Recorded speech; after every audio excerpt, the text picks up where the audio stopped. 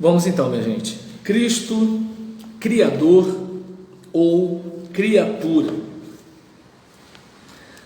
Colossenses, capítulo 1, versículo 15, diz o seguinte para nós: o qual é a imagem do Deus invisível, o primogênito de toda a criação.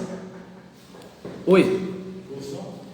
Então, a gente vai estar falando um pouco sobre Jesus Cristo e em que condição ele está pelo fato de ser o primogênito de toda a criação.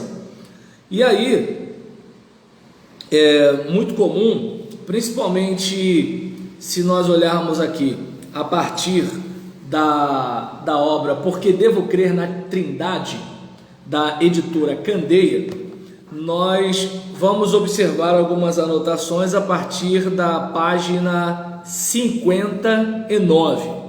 Página 59. E aí, nós vamos observar aqui o seguinte: em Colossenses 1:15, Cristo é chamado o primogênito de toda a criação. Essa expressão é citada na brochura da Torre de Vigia, sem nenhum comentário explanatório, tomando por certo, sem dúvida, que será entendido no sentido de Cristo ser uma criatura. Numa outra publicação da Torre de Vigia, chamada Raciocínios à Base das Escrituras, 3 argumentos são apresentados em favor de interpretar Colossenses 1:15 dessa maneira. Então, seguindo aqui, primeiro, as testemunhas de Jeová notam que a interpretação trinitária usual entende que o primogênito de toda a criação significa que Cristo é, abre aspas, o mais distinto em relação com os que foram criados, e perguntam, por que então esse título não foi aplicado ao Pai e ao Espírito Santo? Continuando. Mas esse é simplesmente um argumento na base do silêncio, ou seja, raciocinar que, porque alguma coisa não é dita, não é verdade. Argumentos assim são notavelmente indignos de confiança. Por exemplo, porque Mateus 28, versículo 1, menciona somente 2 mulheres que visitaram o túmulo de Jesus, devemos concluir que somente 2 mulheres foram? Entende? Então, é uma pergunta que é feita nesse sentido aqui.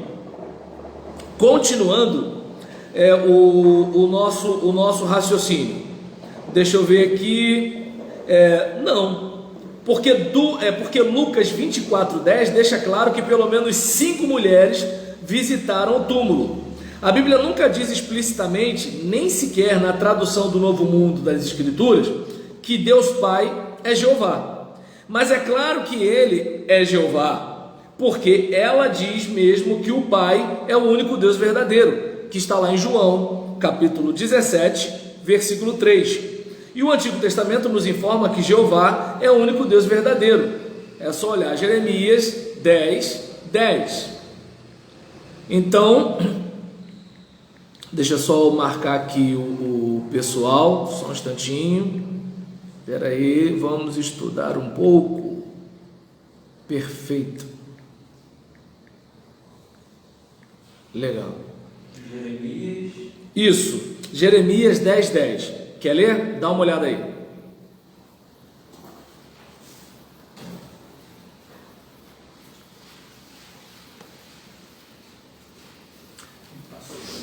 Né? Que a questão que assim, se não está mostrando um texto, então não aconteceu. Não, o fato de não estar escrito não quer dizer que não aconteceu.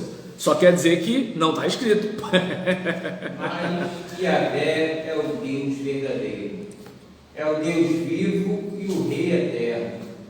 Diante de sua ira a terra treme, e as nações não podem suportar o seu furor. Isaías? Não, Jeremias 10, 10. O comentário que ele fez. Continuando. Além disso, uma boa razão para que o primogênito de toda a criação, uma boa razão para que o primogênito de toda a criação nunca é aplicado ao Pai ou ao Espírito Santo. E aí, continuando aqui o raciocínio, as testemunhas de Jeová reconhecem uma verdade quando dizem que a ideia de filiação não pode ser eliminada da palavra primogênito, mas deturpar o modo de os trinitários entenderem aquela palavra. Os trinitarianos acreditam que a palavra não significa meramente algo vago, como o mais distinto. Não, nada disso. Os trinitarianos entendem que, pelo contrário, o primogênito aqui significa herdeiro. Herdeiro. Aquele que tem o direito de herdar tudo do seu pai. Cristo, como filho de Deus, é o herdeiro do pai, porque tudo quanto é do pai também é do filho. É claro que essa é uma figura de linguagem e não deve ser forçada a ser demais literal. Deus Pai nunca vai morrer e deixar sua herança ao filho.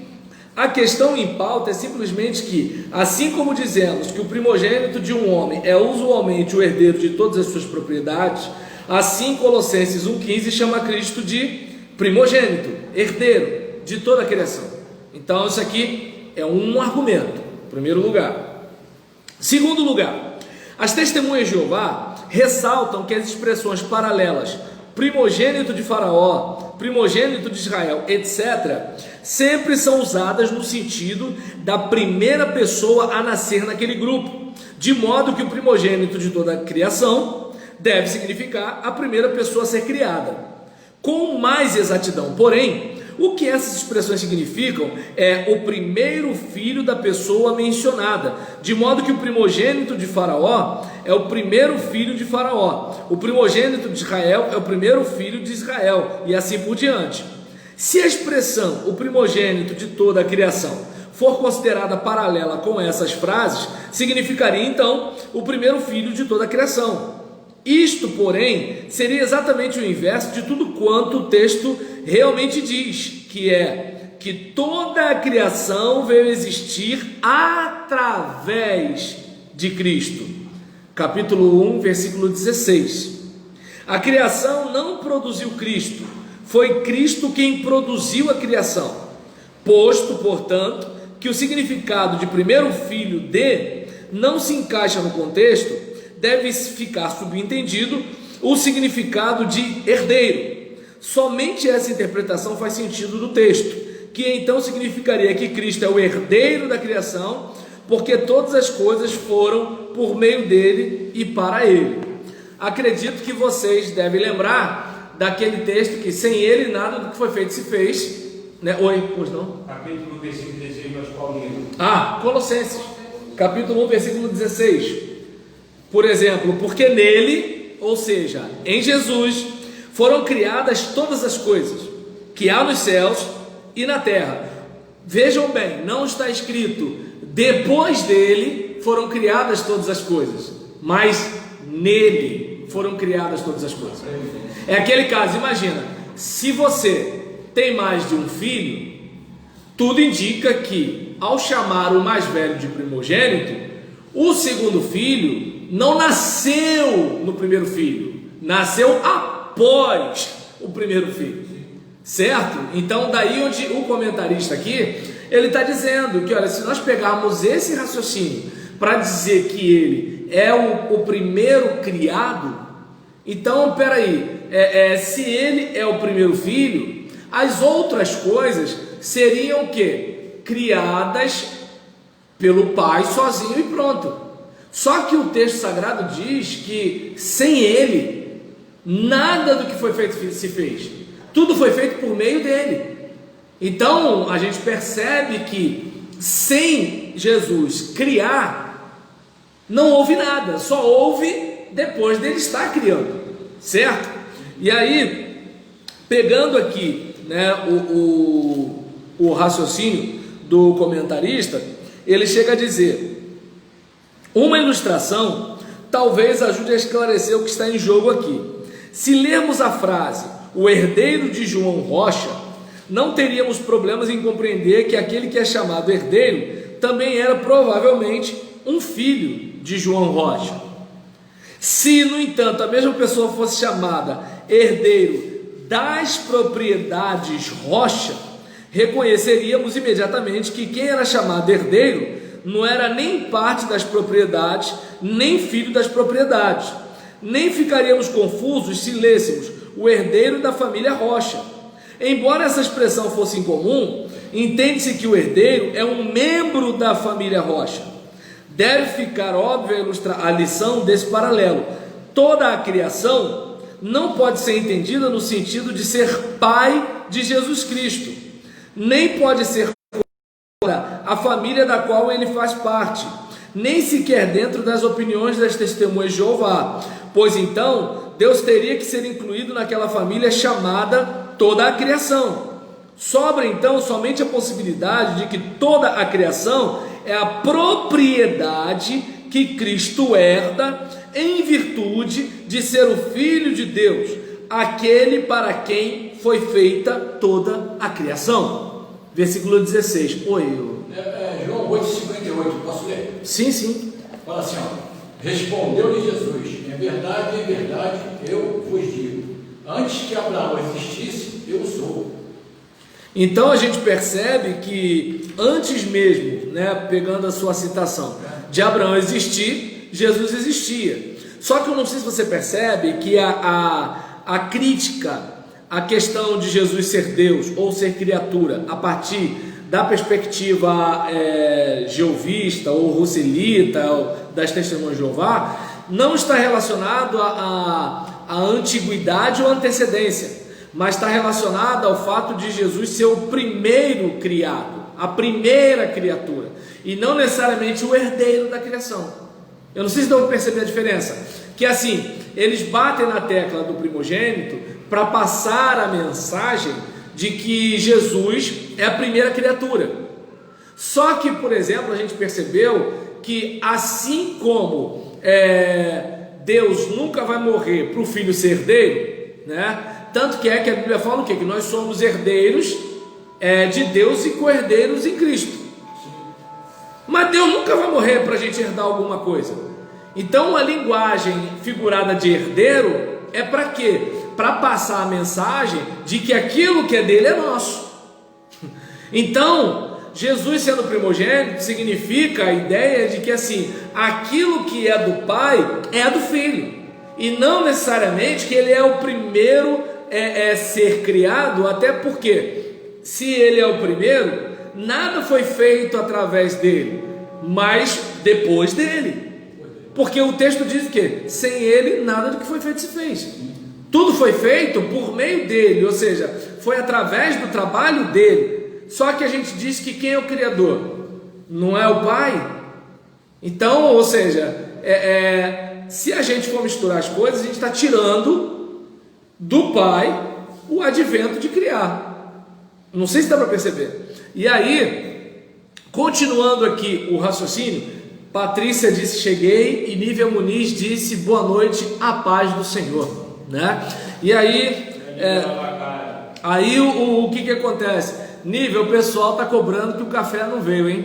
Então, em relação, mas está todo mundo com saudade de você também, tá bom? Então, voltando para cá, a respeito, continuando o raciocínio, finalmente as testemunhas de Jeová traduzem a frase todas as coisas em Colossenses capítulo 1, versículo 16 a 20, como, abre aspas, todas as, entre colchetes, outras coisas, fecha aspas, 4 vezes, a fim de deixar subentendido que Cristo é uma das coisas criadas.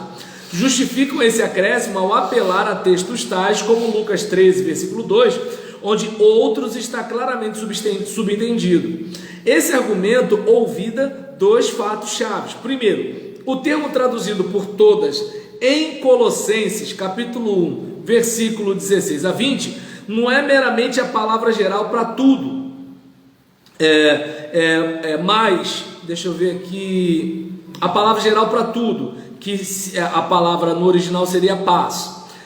Mas a palavra que é usada aqui é tapanta, uma forma neutra do plural que é empregada no sentido de a inteireza ou a totalidade, e que quando é empregada a respeito da criação significa o universo, todas as coisas criadas sem exceção.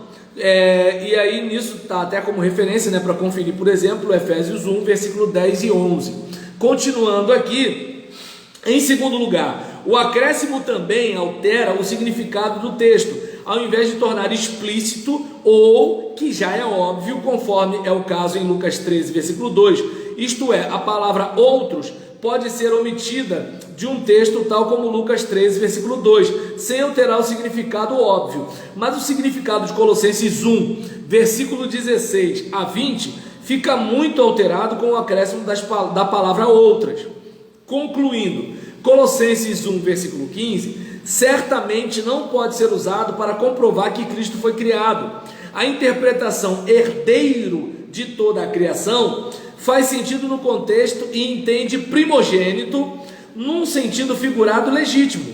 A maneira de as testemunhas de Jeová interpretarem o texto exige que acrescentem, abre aspas, outras 4 vezes aos versículos que se seguem, para forçar o texto a concordar com a opinião deles, e mesmo assim não oferece um significado razoável para a expressão, abre aspas, o primogênito de toda a criação, fecha aspas. Sendo assim, esse trecho serve mais como um poderoso texto de prova de que Cristo é o Criador.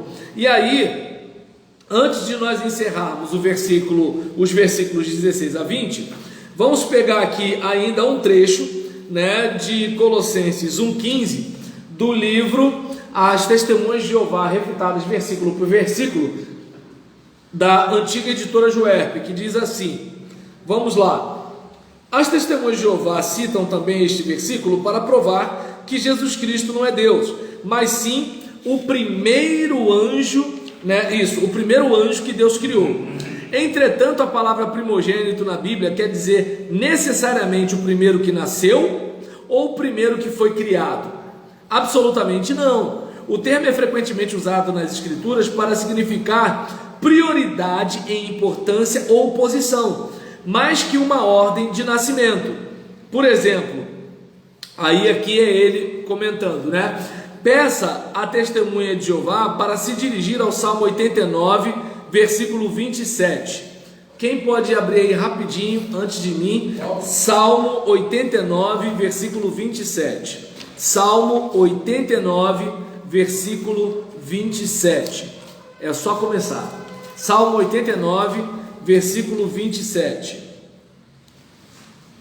Então, tudo bem.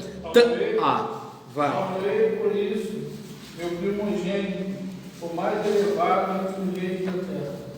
E aí, nesse caso, esse versículo fala a respeito do rei Davi, que era o mais novo, ou o último nascido de Jessé, tão distante quanto poderia estar de ser literalmente primogênito. Mas note o que Deus diz sobre ele no Salmo: também eu mesmo o colocarei como primogênito, né? De acordo com a tradução do Novo Mundo das Escrituras.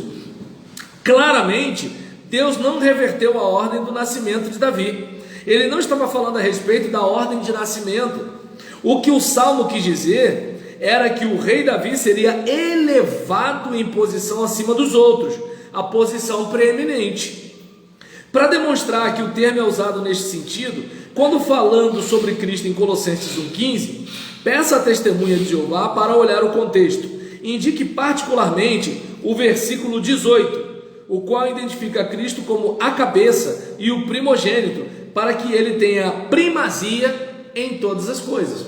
Então, se você, por exemplo, olhar versículo 18, ele é a cabeça, o corpo da igreja, é o princípio e o primogênito dentre os mortos, para que em tudo tenha preeminência. Oi.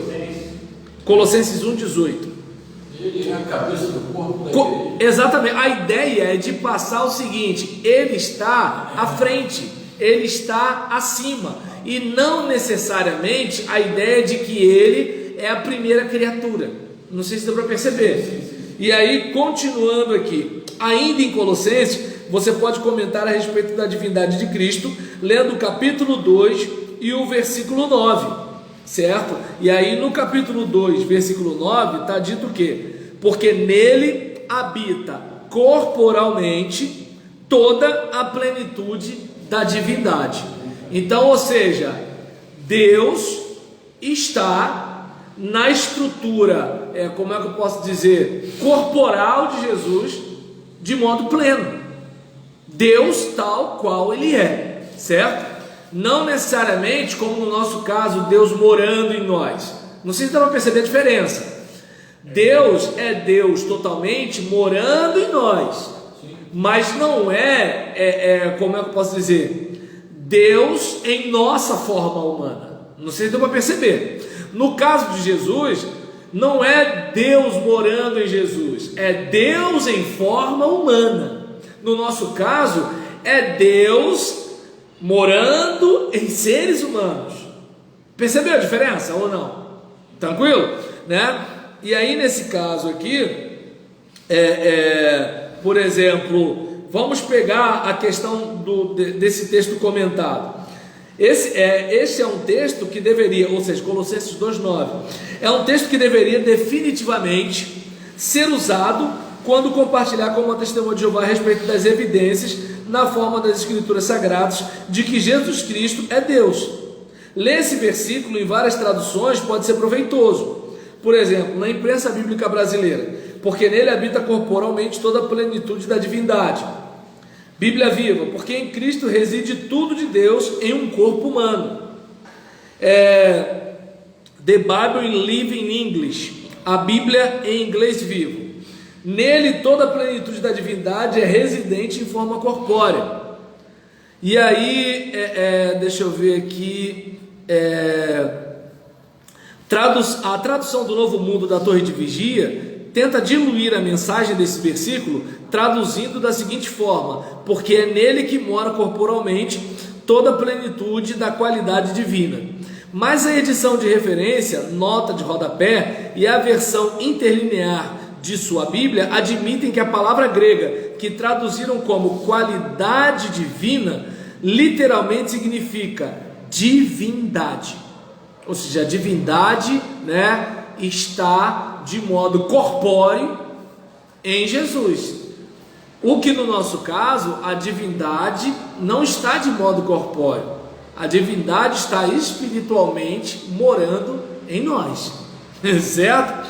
Então, a gente viu aqui, um comentário acerca da divindade de Jesus, à luz,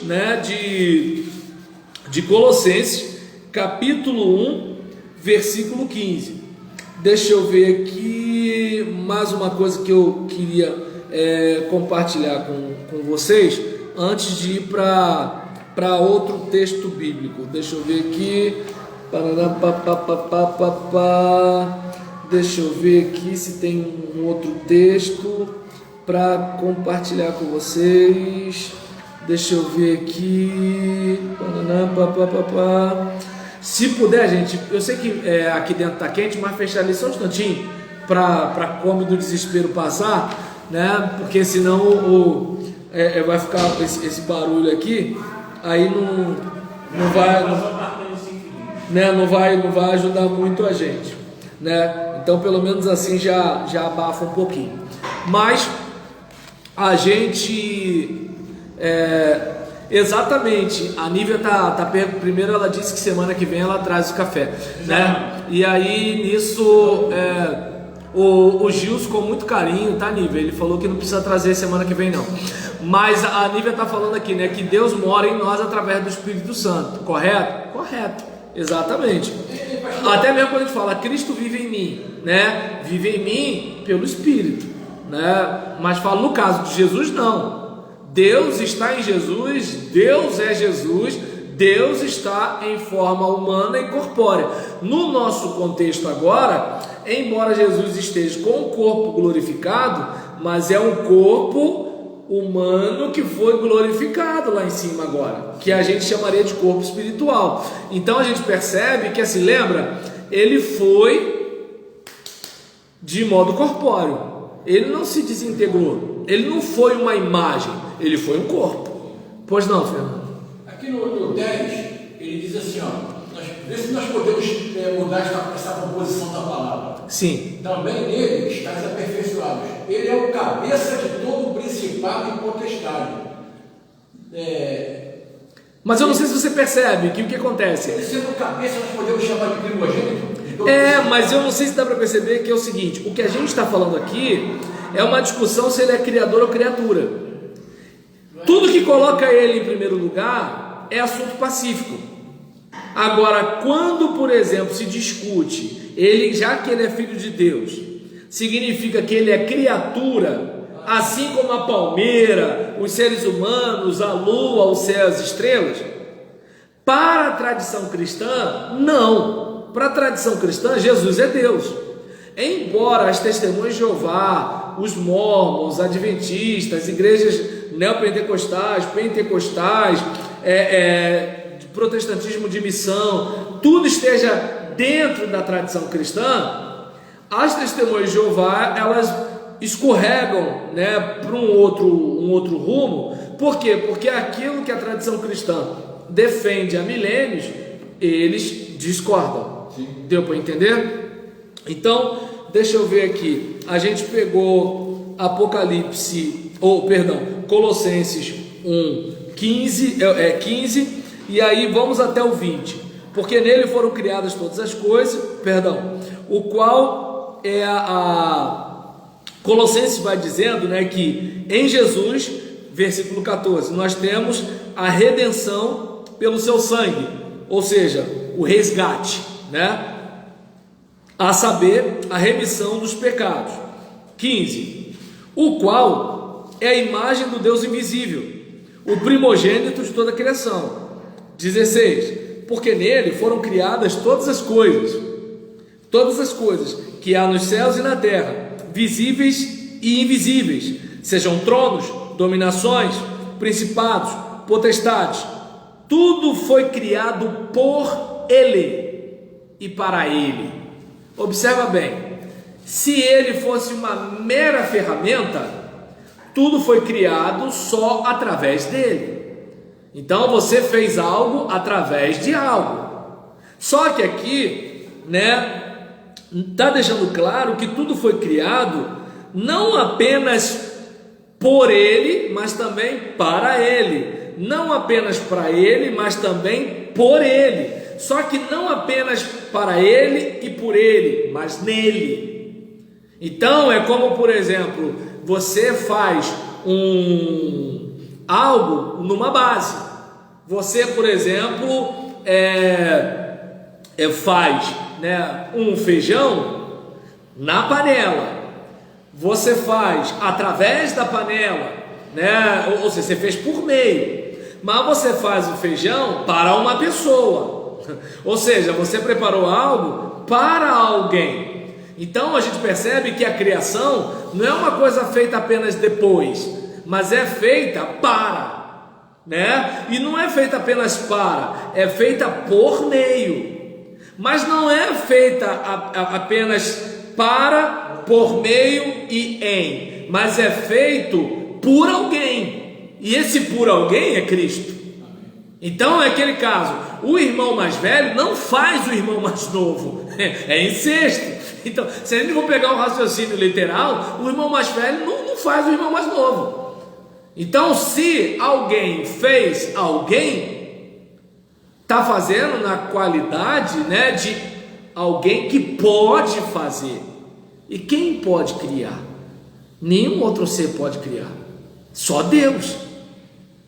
Aí continuando aqui o raciocínio, ele é antes de todas as coisas. Lembra, isso daí é assunto pacífico. Antes de todas as coisas, e todas as coisas subsistem por ele. Ou seja, ele é a sustentação de tudo que existe. Ele não é apenas um ser que surgiu antes. Não, ele é aquele, né, que sustenta. E aí está dizendo, ele é a cabeça do corpo da igreja, é o princípio primogênito dentre os mortos, para que em tudo tenha preeminência, ou seja, ele é chamado de primogênito nesse sentido. Lembra da questão de Davi sendo chamado de primogênito? Todo mundo sabe que Davi não era o filho mais velho, mas a ideia dele estar sendo tratado. Lembra quando Eliseu quer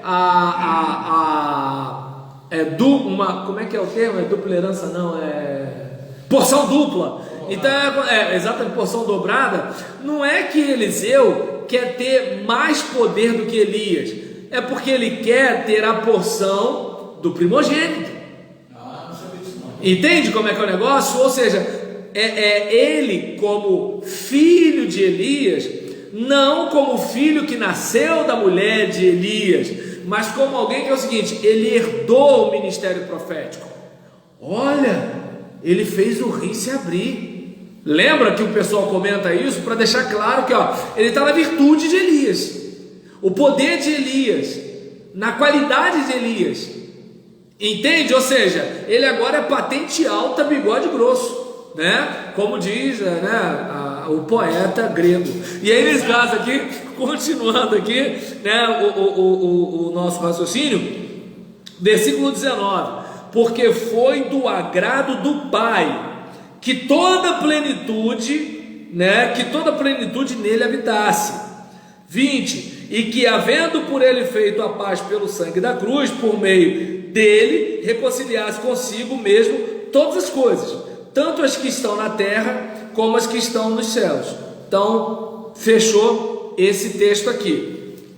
Continuando, Apocalipse capítulo 3, versículo 14. Quem pode ler aí? Apocalipse 3, agora é mais fácil de achar, né? Apocalipse 3, versículo 14, né? Primeiro livro da Bíblia. Então, Apocalipse 3, versículo 14. Não vai no primeiro não, gente, é o último. A ordem da igreja, isso. Escreve: estas coisas diz o Amém, a testemunha fiel e verdadeira, o princípio da criação de Deus. Exatamente. E aí, nesse caso aqui, né, de acordo com o texto sagrado, Apocalipse chama Cristo de, abre aspas, o Amém, a testemunha fiel e verdadeira, o princípio da criação de Deus, fecha aspas. O emprego da palavra princípio como descrição de Cristo indica, segundo dizem as testemunhas de Jeová, que ele foi criado. Se considerarmos a gama de significados possíveis da palavra grega arquei, que aqui é traduzida por princípio, deve ser reconhecido que a palavra pode ter esse significado. Não é, no entanto, o único significado, nem sequer um significado provável. O argumento principal apresentado na brochura das Testemunhas de Jeová para interpretar o princípio da criação, no sentido de primeira criação, é que João, o autor do livro do Apocalipse, sempre emprega arquei como significado comum de princípio. Se, porém, for para entender, abre aspas, primeira coisa, fecha aspas, com a palavra, entre aspas, princípio, essa declaração é falsa. Na realidade, tem esse significado uma só vez nos escritos de João, capítulo 2, versículo 11. Em todo o resto do Evangelho, segundo João, e nas suas epístolas, sempre se refere a um ponto inicial no tempo. João 1, João 1, 2, João 6, versículo 64, João 8, 25, João 8, 44, João 15, 27, João 16, 4, primeira epístola de João 1, 1, primeira epístola de João 2, 7, primeira epístola de João 2, 13, 2, 14, 2, 24, primeira epístola de João 3, versículo 8, primeira epístola de João 3, versículo 11, segunda epístola de João, capítulo 5, versículo 5, versículo 6, e não é primeira coisa numa série. No livro do Apocalipse, na realidade, arquei é empregada só mais 3 vezes, e sempre no tocante a Deus, como princípio e o fim. Apocalipse 1, 8, Apocalipse 21, 6, Apocalipse 22, 13. Mas as testemunhas de Jeová negarão, com toda razão, que Deus é um primeiro objeto numa série de outros objetos. Então percebe que a palavra arquei, que é direcionada a Cristo aqui como princípio, essa palavra também é atribuída a Deus Pai em Apocalipse 1:8, em Apocalipse 21:6, em Apocalipse 22:13. Sendo assim, é pelo menos possível ou até mesmo provável que Apocalipse 3,14 não emprega princípio no sentido de primeira coisa. Devemos, portanto, considerar duas interpretações alternativas, sendo que ambas estão consistentes com a Trindade.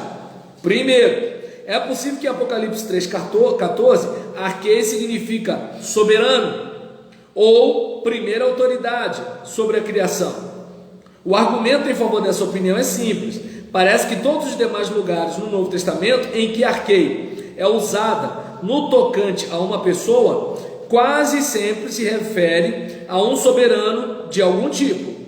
As únicas exceções são os três empregos no Apocalipse da expressão o princípio e o fim, como título de Deus. Em especial, a forma plural arcai ocorre frequentemente no Novo Testamento e é usualmente traduzida por principados ou palavras semelhantes. Deixa eu ver aqui, aí tem até como referência Lucas 12:11, Romanos 8:38, Efésios 3:10, Efésios 6:12, Colossenses 1:16, Colossenses 2:15, Tito 3:1. Duas vezes é usada no singular no sentido de governo ou domínio, Lucas 20:20 ou Judas 6. Três vezes ocorre na expressão, entre aspas, todo governo ou todo soberano, 1 Coríntios 15:24, Efésios 1:21 e Colossenses 2:10.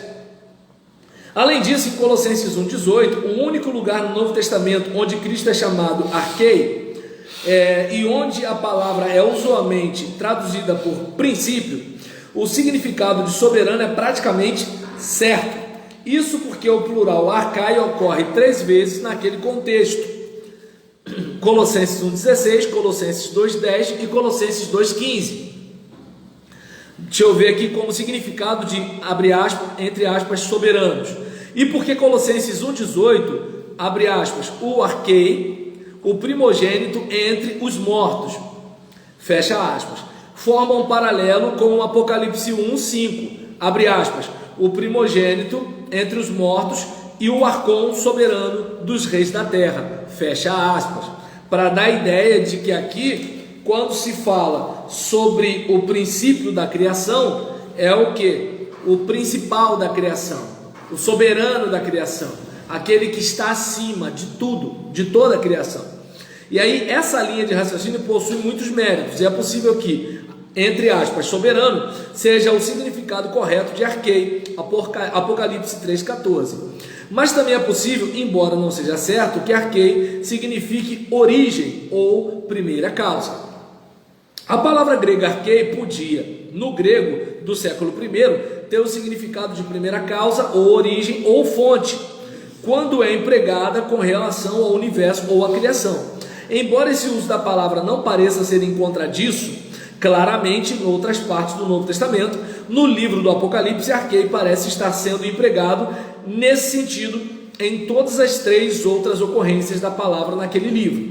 Nesses três versículos, Deus é chamado o princípio e o fim. Apocalipse 1:8, 21:6, 22:13. A melhor interpretação dessa expressão parece ser que Deus é o iniciador, o consumador da criação, e ele é a sua causa original e o seu alvo final. É, portanto, razoável supor que esse mesmo uso ocorre em 3:14. Respondendo a essa linha de raciocínio, pode-se responder que o fato de Jesus não ser aqui chamado o fim, além de ser chamado o princípio, sugere que a palavra está sendo usada com uma nuance diferente. Essa observação não refuta a interpretação da primeira causa, mas certamente indica que essa não é a única interpretação possível. Resumindo, arquei em Apocalipse 3:14 pode significar ou soberano ou primeira causa. O significado de primeira coisa criada é a interpretação menos provável. levando-se em consideração o contexto e o uso de arquê no Novo Testamento com referência às pessoas. Certamente não é possível usar Apocalipse 3,14 para comprovar que Cristo foi criado. E aí, aproveitando ainda esse mesmo raciocínio de Apocalipse 3,14, vamos pegar aqui o comentário de David Reed no As Testemunhas de Jeová Refutadas, versículo por versículo, da antiga editora Juerp, 4ª edição. Bem, ele comenta: este versículo é um dos favoritos das Testemunhas de Jeová em suas tentativas de provar que Jesus Cristo é um simples ser criado, o primeiro anjo que Deus fez. E aí nisso está aqui dizendo, né? Deixa eu ver aqui. Dirão que Deus, o Pai, é quem fala em Apocalipse 21:6, em Apocalipse 22:13, ainda que em ambos os versos ele chame a si mesmo de o princípio. Portanto, o princípio deve significar algo mais que não seja a primeira coisa a ser criada. Ou seja, se o próprio Deus se chama de o princípio, lembra da palavra arquei? O princípio vivo. Então, mas observa bem, se ele se chama o princípio e ele não é um ser criado, por que quando é Jesus o Filho, quando é chamado de o princípio, é chamado de ser criado? Entende?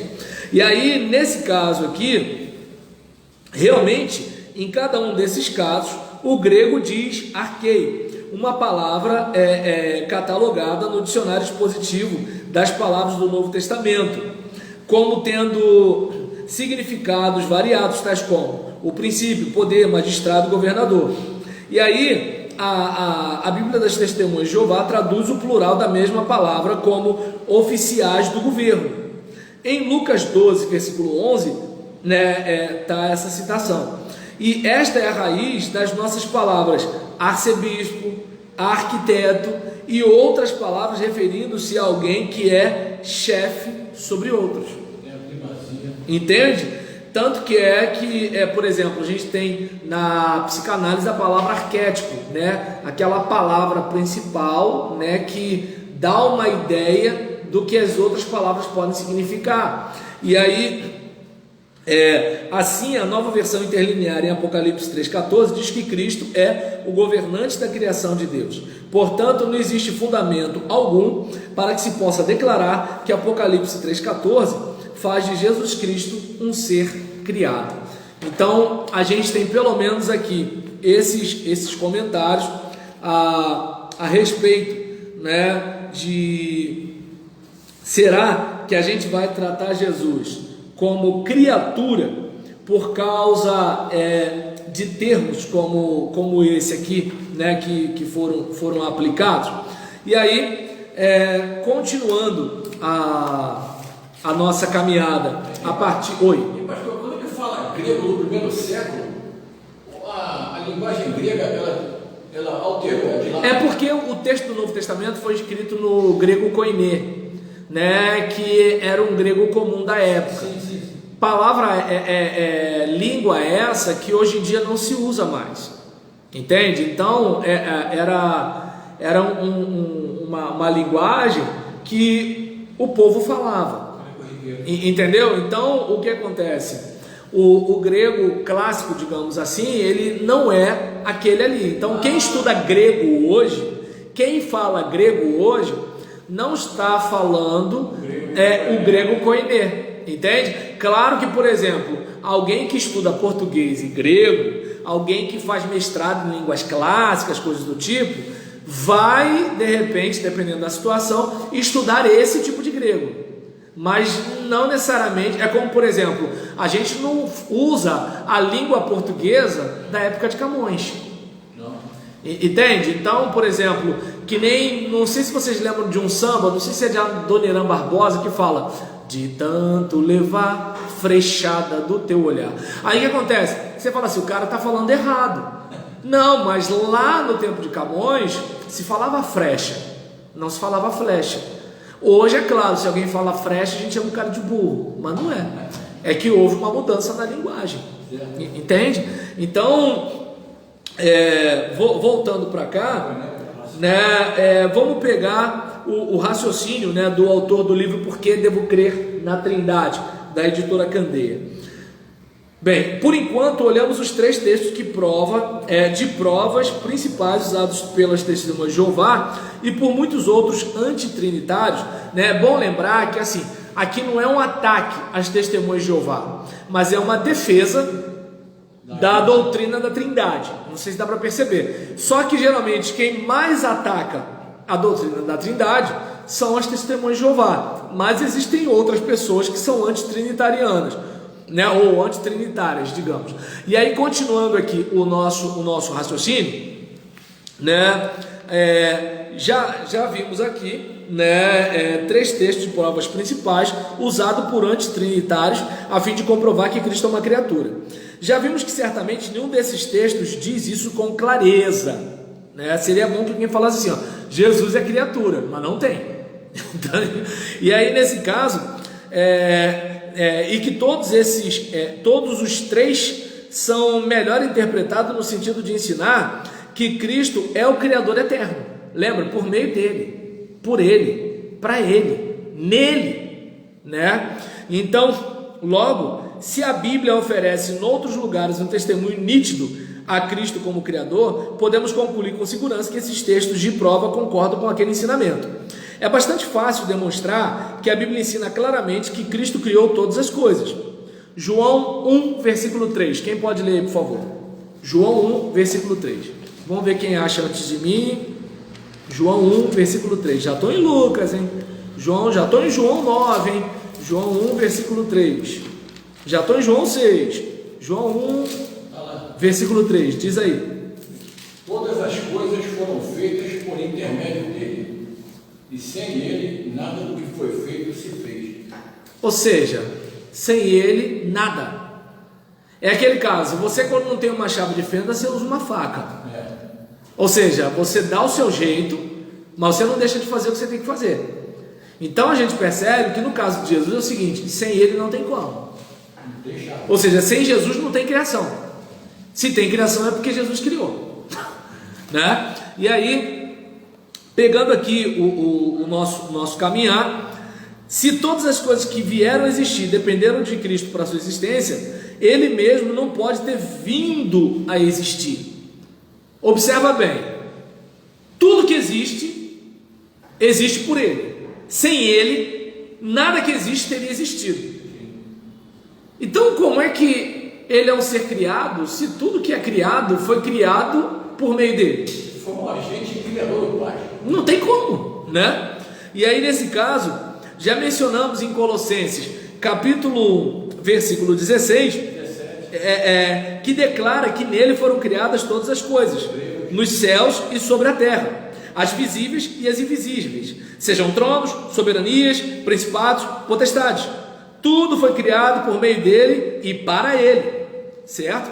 E aí nisso, se todas as coisas que foram criadas o foram nele, por meio dele e para ele, segue-se que ele mesmo não foi criado. Tanto que Hebreus 1, versículo 2, diz o que? Através de quem, né? Ou seja, por meio dele, do Filho, Deus fez as eras, né? Então, isso fica subentendido que Cristo transcende as eras. Hebreus 1, versículo 2, como é que está aí na Bíblia de vocês? Estou indo para lá, vamos ver quem acha primeiro. Já estou em Atos, hein? 1 Coríntios. Hebreus 1, versículo 2. Nestes últimos dias, nos falou pelo Filho, a quem constituiu herdeiro de todas as coisas, pelo qual também fez o universo. Então, por exemplo, a gente vai observar, né, no texto aqui, né, que a quem constituiu herdeiro de tudo, por quem fez também o mundo. E aí, nesse caso, por exemplo, aqui a gente vai observar, né, na tradução interlinear, né, que é a tradução publicada pela Torre de Vigia, onde a gente tem como mundo, eles têm como eras. Então, lembra de Romanos quando fala, não vos conformeis a este século, né? E a gente vê muitas vezes século ou mundo, então a gente percebe que é o seguinte, há situações em que a ideia de mundo também tem a ver com a ideia de época, e aí a gente verifica que assim, antes de tudo, antes do universo, antes da criação, então é para a gente pensar o seguinte, espera aí, como é que ele é criatura se tudo que foi criado só foi criado por causa dele? Romanos 11, 36, porque dele, por meio dele, para ele, são todas as coisas.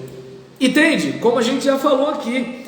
E no caso, né, por exemplo, se nós considerarmos, mais uma vez, né, outras abordagens, nós vamos verificar aqui, deixa eu ver,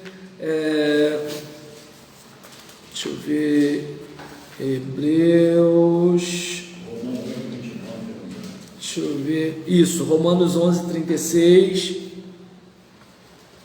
espera aí, e o raciocínio, né, de Romanos 11, 36, ele é muito claro, né, ele deixa muito claro para nós, né, de que assim, olha, não tem para onde correr, dele são todas as coisas, dele, por ele e para ele, por meio dele são todas as coisas, para ele são todas as coisas, porque se ele é apenas uma criatura, ele está entre as coisas, mas ele não está entre as criaturas, ele está quem goza das criaturas, quem desfruta das criaturas, quem é de certa forma exaltado, glorificado pelas criaturas. É como, por exemplo, o feijão e arroz estão na mesma qualidade, quem come o feijão e o arroz estão numa outra qualidade.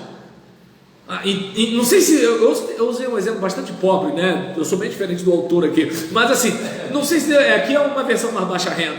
Entende como é que é o negócio? É aquela ideia de que assim, ele não está no mesmo patamar, ele está em outro patamar, né? Claro, é bom esquecer isso, que a gente vai lembrar do Del Valle, né? Eu gosto de suco de uva do Valle. Então, voltando para cá, em relação a essa questão aqui, né? Por exemplo, deixa eu ver aqui, tem até um comentário que ele faz, né? Em que assim, os antitrinitários, né? Vão dizer que todos esses textos dizem que Deus criou o mundo através de Cristo, né? E concluem daí que Cristo era, por assim dizer, um sócio subordinado. É um cara do tipo, vai lá e faz, vai lá e faz, vai lá e faz, mais ou menos por aí. E aí nisso, 1 aos Coríntios, capítulo 8, versículo 6, diz o quê? 1 aos Coríntios, capítulo 8, versículo 6. Eu já estou em João, hein? Agora estou em Atos.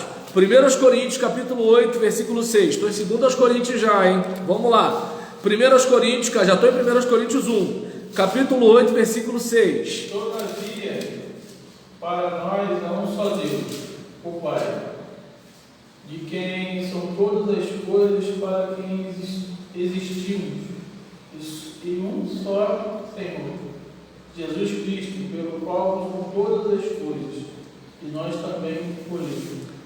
Então, observa bem, né? Todas as coisas o são por meio dele, e não bota nem o Pai na parada, entende? Então, aqui, né, a gente vai verificar, né, que assim, a criação não veio pelo Pai, ela veio pelo Filho.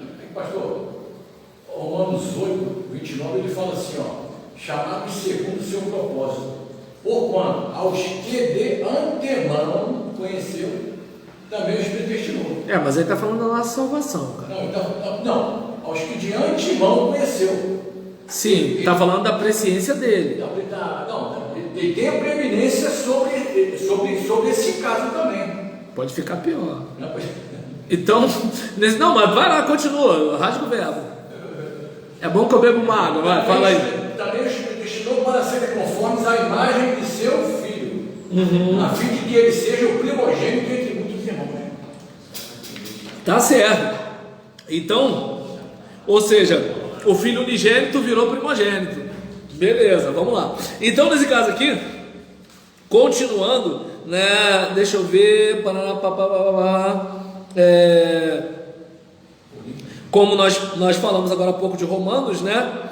O Novo Testamento declara que o mundo veio por intermédio ou através, né? Deixa eu ver aqui, perdão.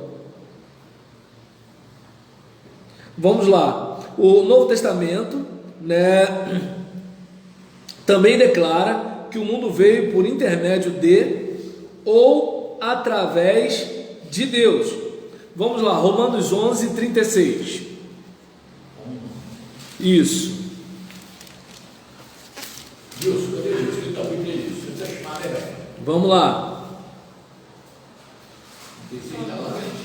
Porque dele, já lemos já, porque dele, por meio dele e para ele são todos. Então, mas se você observar bem, olha só, versículo 32. Deus encerrou a todos debaixo da desobediência, para com todos usar de misericórdia. Profundidade das riquezas, tanto da sabedoria como do conhecimento de Deus. Quão insondáveis são os seus juízos? Juízos de quem? Deus. E quão inescrutáveis são os seus caminhos? Caminhos de quem? Deus. Pois quem compreendeu a mente do Senhor, ou quem foi o seu conselheiro? Esse texto aqui é uma releitura do Antigo Testamento, ou seja, então está se referindo a Deus.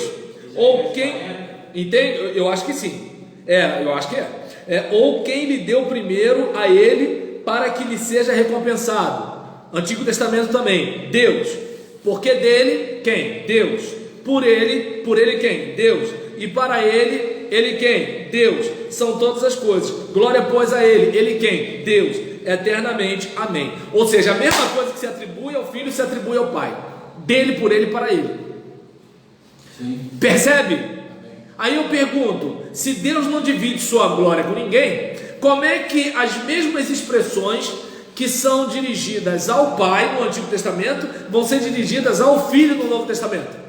Se o filho está numa categoria inferior, o que o pai vai falar? Nananinaná. Deu para entender como é que é o negócio? Quem manda aqui sou eu, que negócio é esse? Tá ok? Então, é outra situação. Isaías 13:18 diz assim: quem dirigiu o Espírito de Yahvé, ou como conselheiro o instruiu, com quem se aconselhou para que o fizesse compreender, para que o instruísse na verdade da justiça, para que lhe ensinasse conhecimento, para que o fizesse conhecer o caminho do entendimento. Para ele as nações não passam de uma gota que cai no balde, são reputadas como pó depositado nos pratos da balança. As ilhas pesam tanto como um grão de areia. O Líbano não bastaria para o seu fogo, nem a sua fauna para o holocausto. Todas as nações são como nada diante dele, não passam de coisa vã e nada. A quem comparar Deus? A que imagem podereis fazer dele? Entende? Então a gente percebe que é o seguinte, o texto está exaltando Deus. E aí você vê que Paulo dirige a mesma compreensão de Deus em relação a ser criador e sustentador do universo à condição de Cristo, né? E aí, continuando aqui o nosso raciocínio,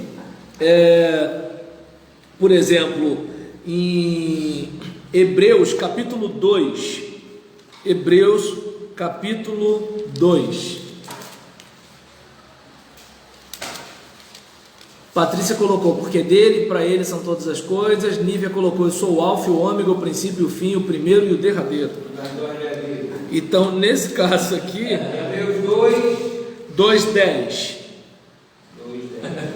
Convinha de fato que aquele por quem e para quem todas as coisas existem, querendo conduzir muitos filhos à glória, leva-se à perfeição por meio de sofrimento, o iniciador da salvação deles.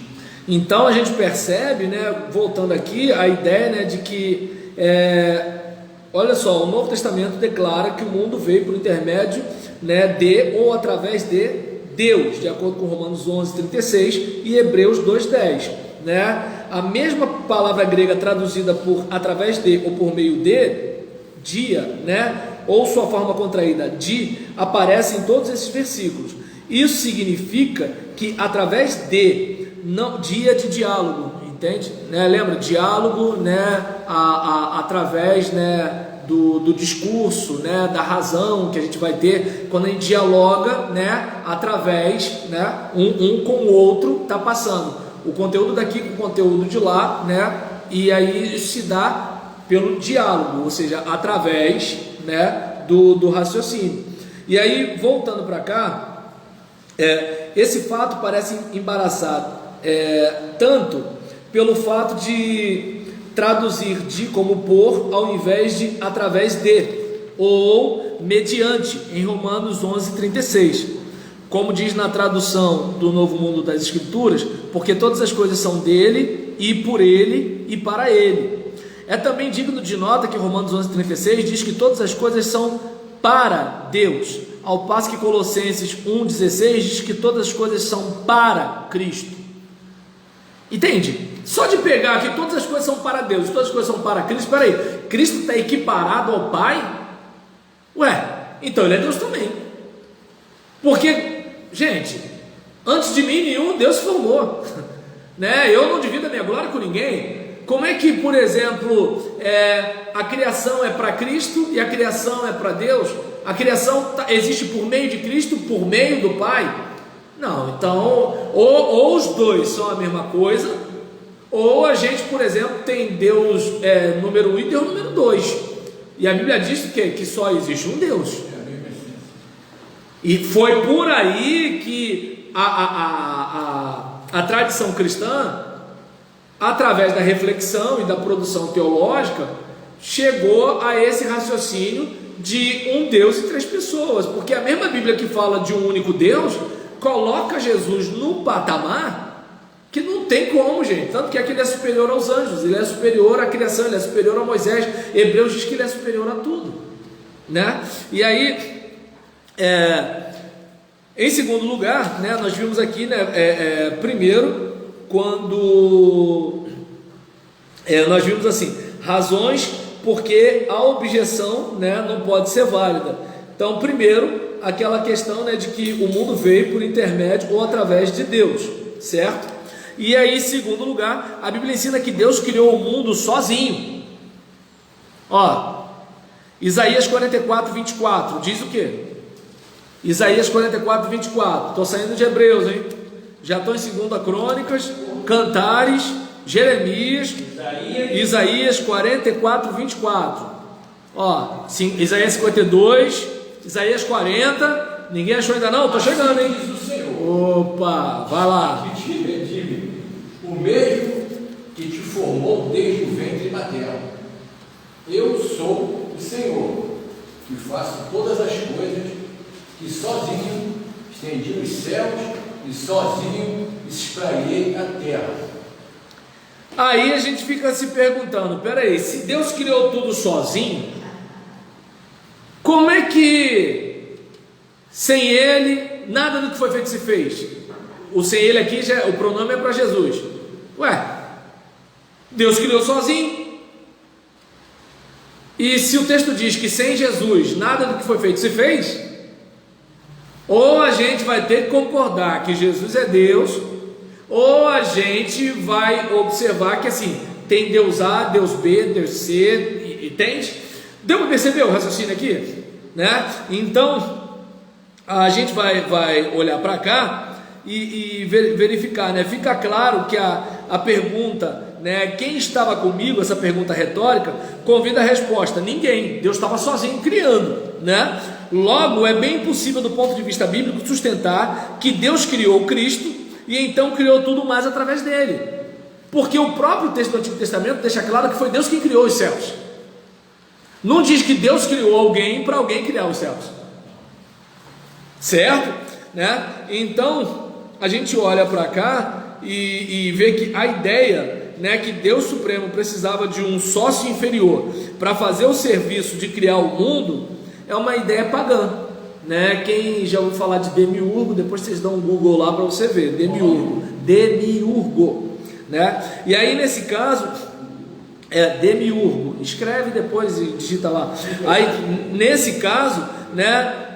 Mas não é uma ideia bíblica, não é uma ideia bíblica, conforme nós vimos, né? Em relação a isso aqui. Então, minha gente, nós fechamos o bloco, né? Sobre, vamos só beber uma água rapidinho, né? Fechamos o bloco aqui sobre Jesus ser criador ou criatura, né? E no próximo bloco, dentro de 5 minutos, 10 minutos no máximo, a gente volta, né, para falar sobre a questão de Jesus enquanto Deus. Beleza? Então é isso aí. Nívia escreveu aqui de novo, Apocalipse 4:11: digno és, Senhor, de receber glória e honra e poder, porque tu criaste todas as coisas e por tua vontade são e foram criados. Ia falar alguma coisa? Tá com febre. Então tá bom. Então tá certo, minha gente. Até daqui a pouco.